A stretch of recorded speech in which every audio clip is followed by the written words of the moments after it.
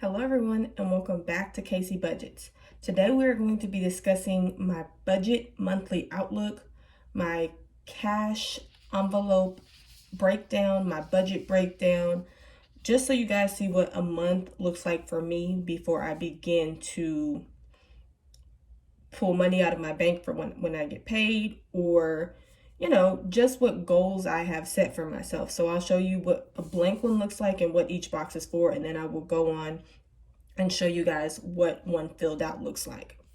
So first, we're going to start out with the budget month outlook.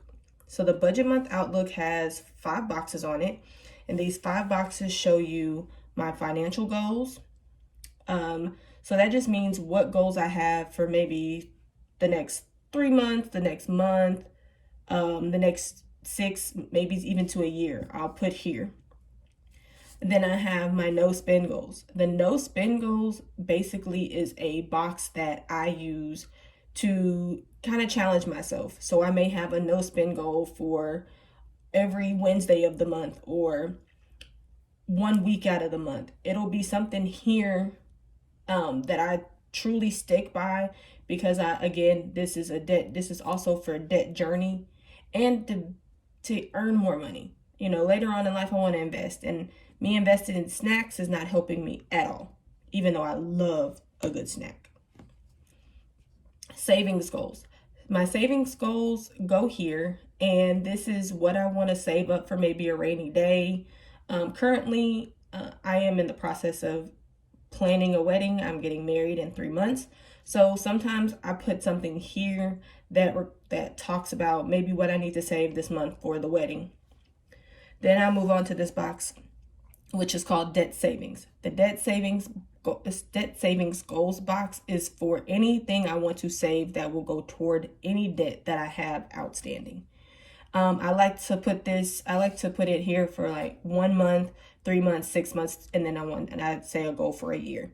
And I like to look back the next month that I go into and see if I met my goal. It's really a great way to track what it is that you're doing and where your money is going. Last but certainly not least is my monthly challenge. My monthly challenge is where I have my $5 jar here, and this jar is used for only $5 bills that are left over from my gas, entertainment, and groceries. So I like to write down what I started out with the month before, and then what my goal is for the following month. So here is a look at what my monthly budget looked like for the month of February. I gave you my overall financial goal when it talks about my debt and my credit card debt. My no spending goal was the week of February 8th through February 13th. I also did that because that week was the week of Valentine's Day, so I didn't want to spend any extra money. And then I have my goal for my next paycheck, which is my next full-time paycheck, because I am a full-time teacher and I also work Uber Eats every week. I had my debt payoff, which I have reached one of the goals on here. And then I have my monthly goal challenge right here, which was my $5 challenge. And as of February 12th, I saved up $30 in this $5 jar. Next, you're going to see my budget breakdown. My budget breakdown is something that I created on my own. All these pages that you're going to see throughout here are things that I made on my own. And so on here, what you'll see is what the top says, of course, budget breakdown. I have my categories, monthly bills, what I budgeted for the month, what I actually paid, and when I paid it. So I have all the categories here, and as you can see, it is a very long list of stuff. So hopefully in the year 2021, this list will be a lot shorter. So when 2022 comes, you guys can see something different. So I do have a mortgage. I do pay regular things like electricity, internet, and cable. We do have an alarm system in our home. We pay for a water system, have a cell phone, things of that nature. So there are things that I have on here, and I plan to get rid of even before my 6-month goal, because I do have a 6-month goal to get rid of. I think it was like 4 or 5 of these things on here. So we'll see if I reach my goal, guys. Keep me on track. So I also, when I budget my money, I budget not only money, my paycheck, but I budget with my fiance's paycheck as well. So sometimes you'll see larger numbers in these and where I budgeted and then what I actually paid. Because sometimes what happens is I don't like to put his actual here. It's what actually comes out of my account that I put here. But I like to know what I budgeted for it. So on here at the very, very bottom, I don't know if you guys can see, but I have where it says gas, groceries, and entertainment. So I have what I call sinking funds and cash envelopes. So those are two different things. So my cash envelopes are used strictly for things that I use on a daily or even on a weekly basis. I don't like to put that in my sinking funds or my cash envelope breakdown that you'll see here in just a moment, because these are set. Whatever, it comes right out of my paycheck, and whatever it is that I have budgeted, that's what goes inside of those cash envelopes for me to use throughout the week, throughout the month. So that's a pretty simple one. Here's one that's already filled out. It shows you guys what I budgeted and then what I actually paid. I came under budget this month, which was really good. It was like $70 that I came under budget, and I was really proud of that. So this is kind of what it looks like filled out. So I just wanted to show you guys what that looks like, which is my cash envelope breakdown. So on here, the cash envelope breakdown has the cash stuffing date. So I put that there because I not only stuff my regular paycheck, which is my teacher paycheck, but I also stuff my Uber Eats paycheck. So I have more than one of these in a month. I'll probably have like 4, depending on how often I work. So I have my categories here. If you want a detailed video of what all of these categories are, I actually have a video that I uploaded prior that goes through each one of these categories. So then I have my leftover. So whatever's in that envelope before I started to stuff is what goes here in this category. Then I have the added amount of what I'm going to put into the envelope, and then the balance after I have added that amount. Over here, what you guys will see is that I have it broken down into hundreds, 50s, 20s, 10s, 5s, and 1s. When I break my money down, I like to go to the bank, and I like to have specific denominations inside of my envelopes. Depending on what envelope it is will depend on what denomination goes in there. And then down here, I have what it says currency. Again, it has hundreds all the way through 1s. And then I have a bill count. So down here, it has the totals. So I'll take the total and I put it over here in bill counts. So I'll add all of these up and then I'll total it up. I put it over here in bill count. So for example, if I had 5 100s, I would put 5 here and then the amount that I would need, which would be 500. So it's much easier when I go to the bank and I take out my cash. I tell them, hey, I want 500 in hundreds, so on and so forth. And then I have a lovely little box here that I use for any notes. So let me show you what a cash stuffing looks like. So here's what it looks like all filled out.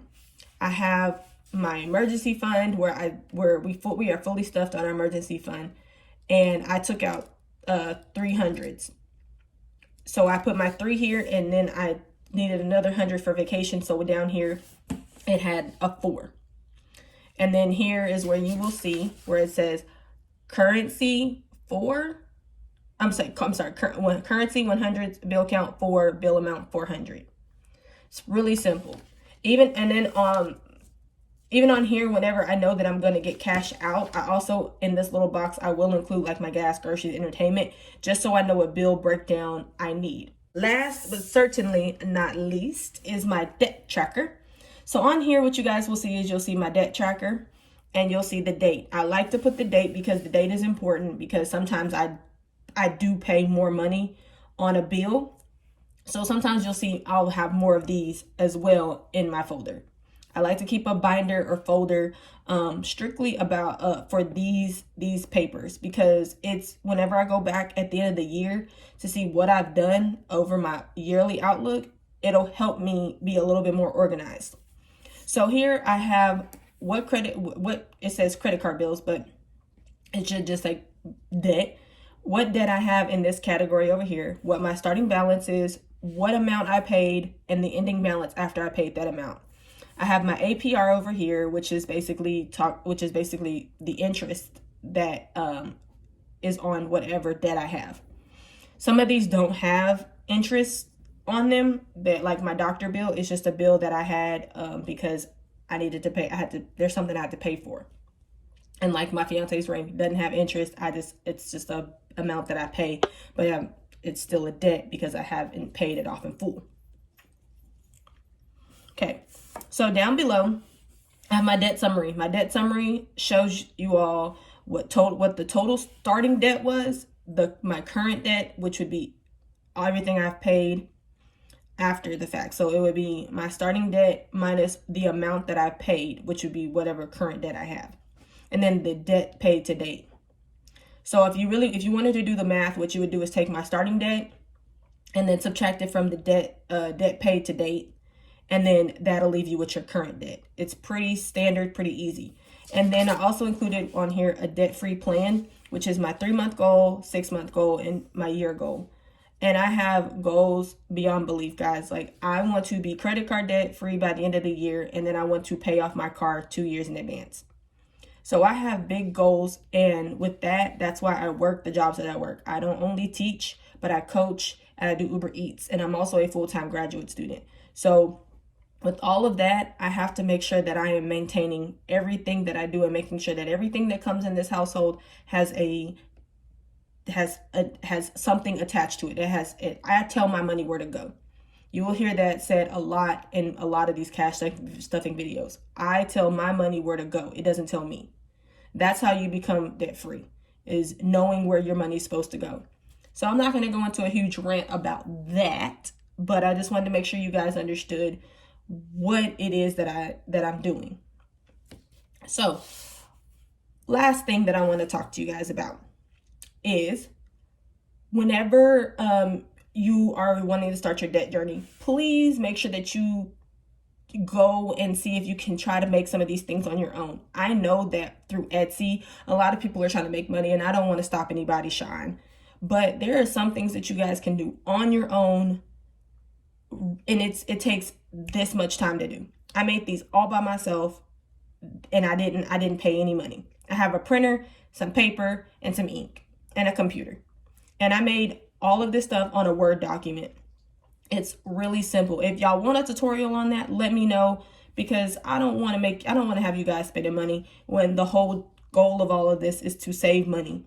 So make sure that you like, comment, subscribe, and hit that bell notification so that you know anytime that I post. Have a wonderful day, guys. Bye.